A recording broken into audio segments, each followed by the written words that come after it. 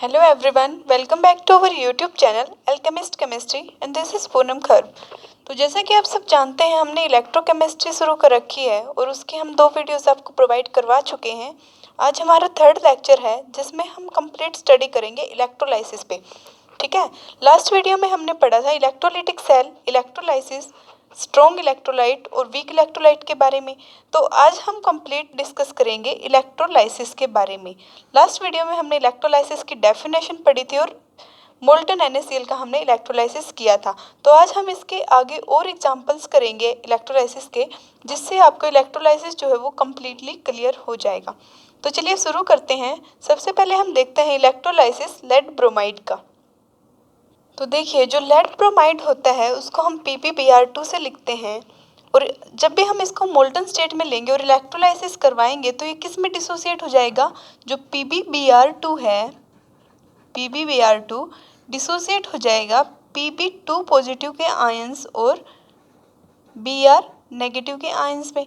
ठीक है, तो हमने इलेक्ट्रोलाइसिस में क्या पढ़ा था, हमने एक ली थी ग्लास वेसल लिया था। अगर हम रफ डायग्राम के हेल्प से अगर जाने, हमने क्या पढ़ा था लास्ट वीडियो में, हमने एक ग्लास वेसल लिया था जिसमें हमने 2 इलेक्ट्रोड्स ले लिए थे। ठीक है, एक था एनोड और एक था कैथोड। ठीक है, और जो एनोड था उसको हमने पॉजिटिव टर्मिनल से कनेक्ट किया था इस तरह से, अगर रफ स्केच बनाए, और जो कैथोड है उसको हमने किया था नेगेटिव टर्मिनल से कनेक्ट। ठीक है, ये था हमारा कैथोड और ये था एनोड। एनोड को पॉजिटिव से और कैथोड को नेगेटिव से। इसमें हमने लिया था इलेक्ट्रोलाइट। जो इलेक्ट्रोलाइट है वो कैसा हो सकता है, स्ट्रॉन्ग भी और वीक भी। लास्ट वीडियो में हमने पढ़ा स्ट्रॉन्ग और वीक में क्या डिफरेंस होता है।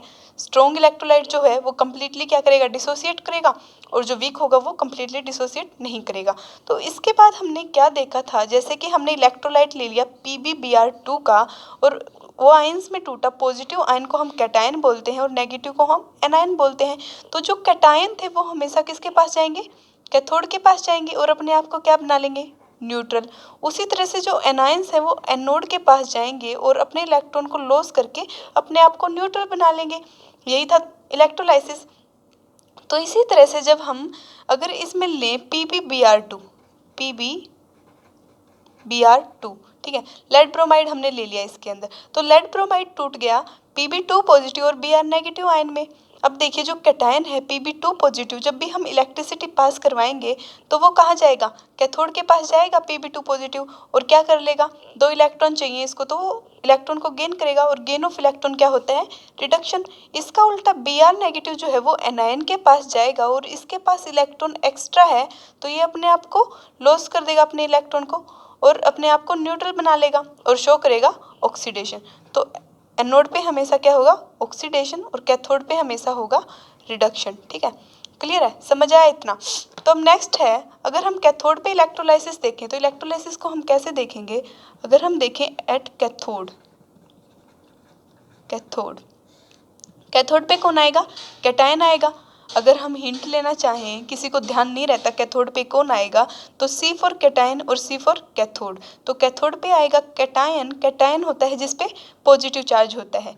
Pb2 पॉजिटिव कैथोड पे आता है और इसकी टेंडेंसी है 2 इलेक्ट्रॉन लॉस करने की, सॉरी गेन करने की। तो ये क्या करेगा, 2 इलेक्ट्रॉन को गेन करेगा और अपने आप को बना लेगा स्टेबल। इस तरह से अपने आप को स्टेबल बना लेगा। ठीक है, तो अभी देखो कैथोड पे क्या हो रहा है, रिडक्शन। गेन ऑफ इलेक्ट्रॉन क्या होता है, रिडक्शन, तो ये शो कर रहा है रिडक्शन। इसके नेक्स्ट अगर हम एनोड की बात करें, एट एनोड, एनोड पे कौन आएगा, एनायन। A फॉर एनोड और A फॉर एनायन। एनायन है नेगेटिवली चार्ज पार्टिकल। ठीक है, तो Br नेगेटिव आया और उसको क्या है, 1 इलेक्ट्रॉन उसके पास एक्स्ट्रा है तो ये क्या करेगा, अपने इलेक्ट्रॉन को लॉस कर देगा।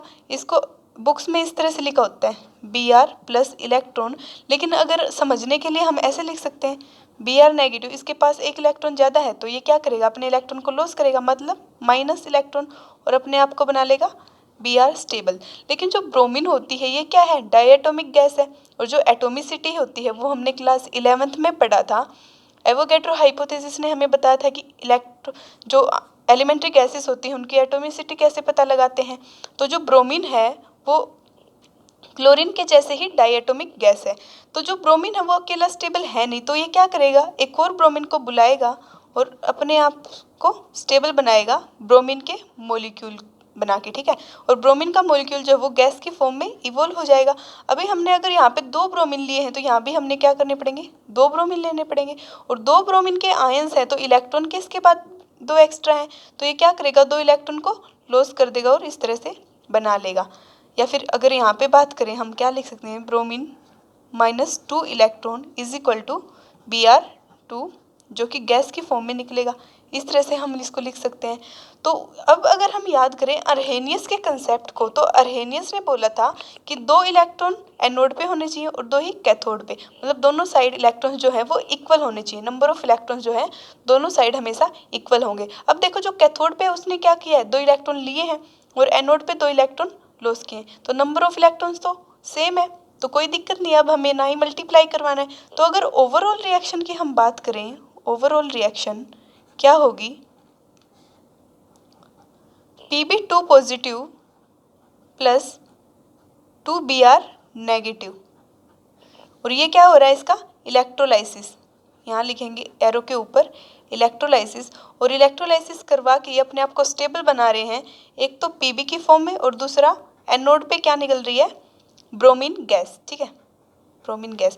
अगर क्वेश्चन आ जाए कि कैथोड पे क्या होगा, क्या प्रोसेस हो रही है कैथोड पे, तो हम बोलेंगे जो कैथोड है उस पे क्या हो रहा है, लेड का लिबरेशन हो रहा है, क्योंकि कैथोड पे रिडक्शन होता है तो उसका जो वेट है वो क्या हो जाता है, बढ़ जाता है, और एनोड का कम हो जाता है। और एनोड पे क्या हो रहा है, ब्रोमीन गैस इवोल्व हो रही है, जबकि कैथोड पे लेड जो है वो डिपॉजिट हो रहा है या फिर लिबरेट हो रहा है। तो ये था हमारा इलेक्ट्रोलाइसिस मोल्टन लेड ब्रोमाइड का। क्लियर है, मोल्टन लेड ब्रोमाइड।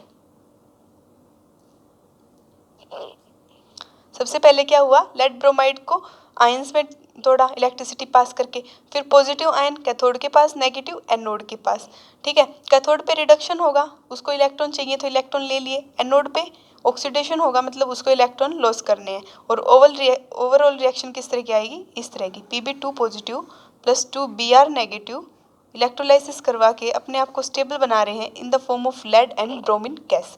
तो ये होता है हमारा इलेक्ट्रोलाइसिस। इससे नेक्स्ट अगर हम बात करें इलेक्ट्रोलाइसिस ऑफ एसिडिफाइड वाटर, तो देखिए electrolysis of acidified water, acidified water हो सकता है या फिर एसिड्यूलेटेड वाटर हो सकता है, एसिडिफाइड या फिर एसिड्यूलेटेड। एसिडिफाइड वाटर का मतलब क्या होता है, देखिए जो वाटर प्योर फॉर्म में अगर हम लेते हैं तो वो इतना अच्छा डिसोसिएशन नहीं दिखाता, वो इतना अच्छा गुड कंडक्टर का काम नहीं करता, ठीक है। और जब उसके अंदर हम इम्प्योरिटीज़ डाल देते हैं या फिर एसिड डाल देते हैं तो वो क्या हो जाता है, कम्प्लीटली डिसोसिएट हो जाता है। तो इसलिए हम क्या लेंगे, एसिडिफाइड वाटर का इलेक्ट्रोलाइसिस। देखिए एसिडिफाइड कैसे करेंगे, डाइल्यूट H2SO4 डाल के, ठीक है। जब H2SO4 को डालेंगे तो ये किस में डिसोसिएट होगा, 2H positive plus SO4 2 negative में ये डिसोसिएट हो जाएगा। और जो वाटर है वो डिसोसिएट होगा H2O, रिवर्सिबल रिएक्शन दिखाता है, H प्लस और OH नेगेटिव में। इस तरह से हमारे पास क्या आ गए, 2 तो हमारे पास कैटायंस आ गए और 2 ही हमारे पास क्या आ गए, एनायंस आ गए। तो अभी अभी हम पढ़ के आए हैं क्या होता है इलेक्ट्रोलाइसिस में, जो पॉजिटिव आयंस होते हैं, फिर से अगर हम रफ स्केच बनाएं, रफ स्केच बना लेते हैं, तो जो पॉजिटिव है वो किसके पास जाएगा, इनको इस तरह से कनेक्ट कर रखा है, इस तरह से कनेक्ट कर रखा है। जो पॉजिटिव है वो जाता है कैथोड के पास और नेगेटिव जाता है एनोड के पास। एनोड पे क्या होगा, ऑक्सीडेशन, और कैथोड पे होगा रिडक्शन, ठीक है। ये क्या है, इलेक्ट्रोलाइट है। अब हमने इलेक्ट्रोलाइट में क्या लिया है, एसिडिफाइड वाटर। एसिडिफाइड वाटर मतलब H2SO4 जिसके अंदर हमने डाल रखा है वो वाला पानी, ठीक है। तो ये क्या करेगा, डिसोसिएट हो गया। अब देखिए इसमें जो है कैटायंस तो है H पॉजिटिव, दोनों ही सेम है कैटायन, तो जो कैथोड के पास जाएंगे, लेकिन जो एनायन है वो दोनों ही अलग अलग हैं, SO4 2 नेगेटिव और OH नेगेटिव। तो अब बात आती है कि कौन जाएगा, किसका इलेक्ट्रोलाइसिस होगा। तो लास्ट वीडियो में हमने एक ऑर्डर पढ़ा था, डिस्चार्ज पोटेंशियल ऑर्डर, कि जिसका डिस्चार्ज पोटेंशियल कम होगा उसका इलेक्ट्रोलाइसिस हम पहले करवाएंगे। तो देखिए उसको अगर हम याद करें तो डिस्चार्ज पोटेंशियल ऑर्डर क्या था, SO4 2 नेगेटिव का सबसे ज़्यादा होता है और OH नेगेटिव का सबसे कम, ये हमने पढ़ा था, ठीक है। तो इस ऑर्डर के अकॉर्डिंग सबसे पहले डिस्चार्ज किसका होगा, किसका होगा, OH नेगेटिव का, क्योंकि OH नेगेटिव का डिस्चार्ज पोटेंशियल SO4 2 नेगेटिव के डिस्चार्ज पोटेंशियल से कम है। तो देखिए कैथोड पे आएगा कैटायन एट कैथोड, और कैथोड पे क्या होगा, रिडक्शन। ये जो दो बातें हैं कि एनोड पे क्या होगा और कैथोड पे क्या होगा, ये तो आपको यूनिट शुरू करने से पहले ही याद होनी चाहिए। तो कैथोड पे कौन आएगा, कैटायन आएगा। कैटायन है H पॉजिटिव, ठीक है। और ये क्या करेगा, इसको इलेक्ट्रॉन चाहिए, एक इलेक्ट्रॉन ले लेगा और अपने आप को बना लेगा H। लेकिन जो H है वो भी क्या है, डायटोमिक होती है। तो यहाँ पे दो होने चाहिए, यहाँ पे दो होंगे तो यहाँ पे भी दो और यहाँ पे भी दो। तो अगर इसको हम फिर से लिखें तो ये क्या होगा, 2 इलेक्ट्रॉन और बना लेगा H2 गैस, जो कि इवोल्व हो रही है। ये होगा कैथोड पे। अगर इसका उल्टा हम देखें एनोड पे, एट एनोड, एनोड पे क्या होता है, ऑक्सीडेशन। एनोड के पास कौन जाएगा, एनायन जाएगा। एनायन भी कौन सा, OH नेगेटिव, क्योंकि इसका डिस्चार्ज पोटेंशियल कम है। तो OH नेगेटिव आया और इसकी टेंडेंसी है एक इलेक्ट्रॉन लॉस करने की, तो इलेक्ट्रॉन को इसने क्या कर दिया, लॉस कर दिया। लेकिन जो OH है वो अकेला स्टेबल नहीं है, स्टेबल फील नहीं कर रहा अकेला OH। तो क्या करेंगे, 4 OH के मिलके क्या बनाएंगे, 2H2O प्लस O2 गैस निकलेगी, ठीक है। इस तरह से बनाएंगे। अब यहाँ पे 4 OH ले रहे हैं तो यहाँ पे भी 4 होगा और यहाँ भी 4, यहाँ भी 4। तो यहाँ पे क्या हो गए, 4 इलेक्ट्रॉन। और इस OH की जगह पे हम क्या लिखेंगे, 2H2O प्लस O2, ठीक है, ये लिखेंगे यहाँ पे। अब देखो यहाँ पे 4 इलेक्ट्रॉन है और कैथोड पे 2 इलेक्ट्रॉन है, तो इसको हम क्या करेंगे, इक्वल करेंगे बाय मल्टीप्लाई 2। 2 से मल्टीप्लाई करेंगे तो क्या आएगा, 4H positive plus 4 electron is equal to 2H2, ठीक है। तो इस तरह से होगा एसिडिफाइड वाटर का इलेक्ट्रोलाइसिस। ओवरऑल रिएक्शन की अगर हम बात करें तो क्या करेंगे, 4H positive plus 4OH negative मिलके क्या बना रहे हैं, 2H2 प्लस O2। कई बार 2H2O भी नहीं लगाते क्योंकि वो फिर से क्या हो जाता है, रिलीज हो जाता है, ठीक है।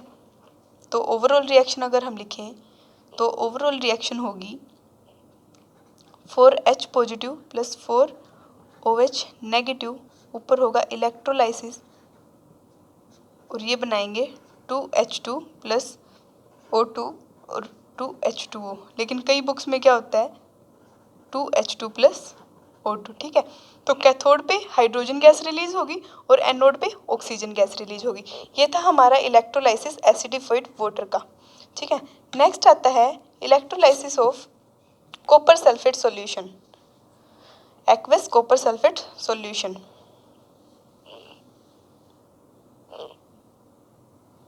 एक्वस कॉपर सल्फेट सॉल्यूशन, और जो इलेक्ट्रोड है वो किसके लेंगे हम, प्लेटिनम या फिर ग्रेफाइट, इनर्ट इलेक्ट्रोलाइट बोलते हैं इसको, यूजिंग इनर्ट इलेक्ट्रोड,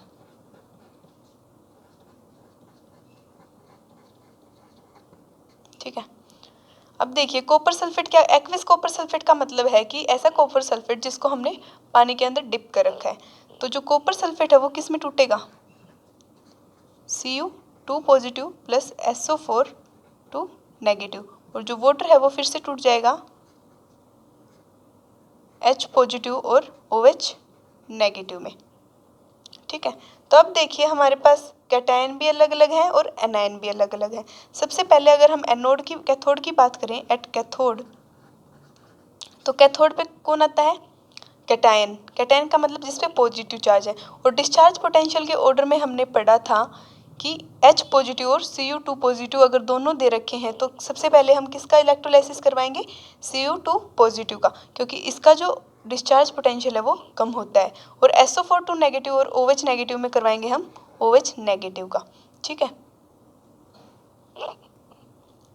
तो कैथोड पे आएगा कैटायन, वो कैटायन भी कौन सा, Cu2 पॉजिटिव।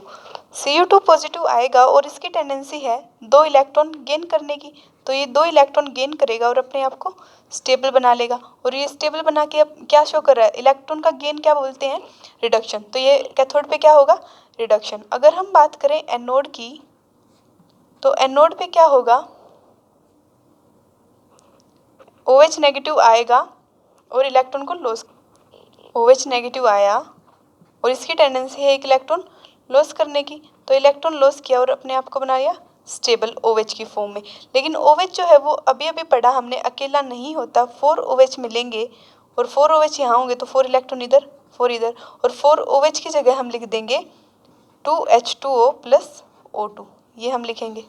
ठीक है, अब यहाँ पे 4 इलेक्ट्रॉन और यहाँ पे 2, तो मल्टीप्लाई कराएंगे इसकी 2 के साथ और ये क्या बना लेगा 2Cu2 positive plus 4 electron 2Cu। अब देखिए नंबर ऑफ इलेक्ट्रॉन कैथोड पे भी 4 है और एनोड पे भी 4 है, तो ओवरऑल रिएक्शन जो है वो कुछ इस तरह से बन जाएगी। Overall reaction 2Cu2 positive plus 4OH negative electrolysis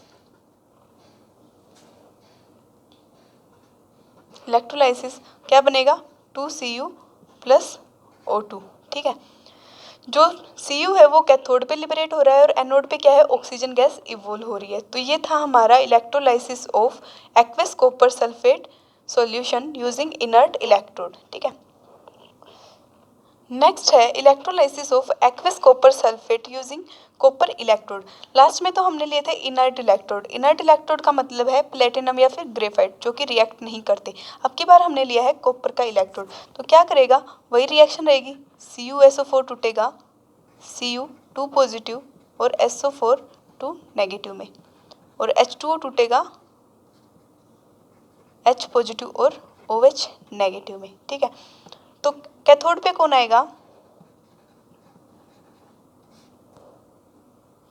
cathode पे फिर से कौन आएगा Cu2 पॉजिटिव और H पॉजिटिव में Cu2 पॉजिटिव आएगा और क्या करेगा 2 इलेक्ट्रॉन गेन करेगा और अपने आप को स्टेबल बना लेगा।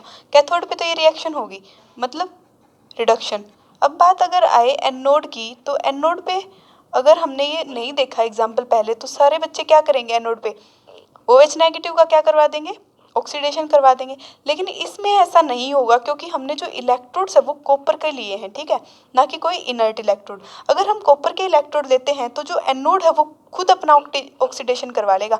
जो एनोड है वो हमने कॉपर का लिया है तो उसका खुद का ऑक्सीडेशन हो जाएगा और Cu2 पॉजिटिव आयंस का सॉल्यूशन में भेज देगा वो। ठीक है, तो क्या होगा जैसे एनोड है वो कॉपर है तो वो क्या करेगा अपने आप को ऑक्सीडाइज कर देगा। ऑक्सीडाइज का मतलब क्या है कि वो इलेक्ट्रॉन को लॉस करेगा और किस फॉर्म में आ जाएगा, इस फॉर्म में। सॉल्यूशन के अंदर उसने क्या कर दिया Cu2 पॉजिटिव के आयंस को भेज दिया क्योंकि उसने खुद का ऑक्सीडेशन किया है।